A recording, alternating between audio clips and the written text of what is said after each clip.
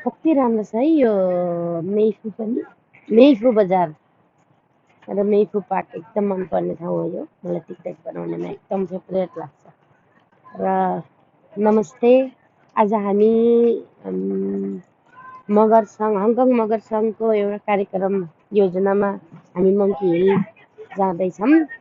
वर्ष दिनको भैली तिहारको कार्यक्रम हुँदैछ, अहिले सुरु हुँदैछ र हामी जाँदैछौँ।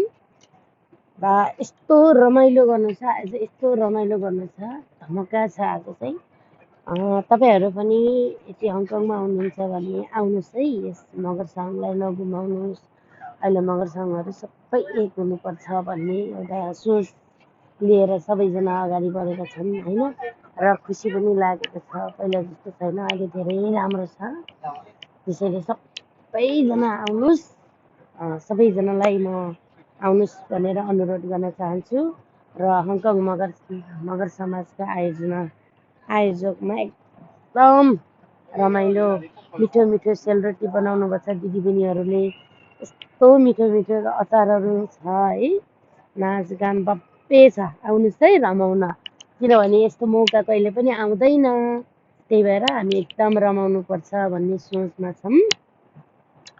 र घर परिवारलाई पनि सबैले ल्याउन पाइएन, कामको व्यस्तताले गर्दाखेरि अलिकति हतारमै भइयो। केही छैन, नेक्स्ट टाइम फेरि पनि सुरु गर्ने आशा छ।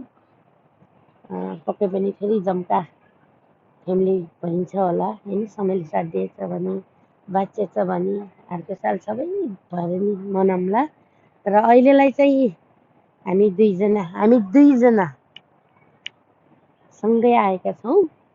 आज चाहिँ आउनुहोस् है, रमाइलो गर्नुपर्छ।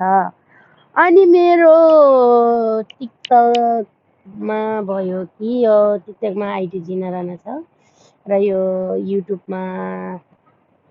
च्यानलमा सब्सक्राइब, लाइक, कमेन्ट गरिदिनुहोस् है। कस्तो लाग्छ, खासै बोल्न त जान्दिनँ, त्यही पनि जे होस् प्रयास जारी छ।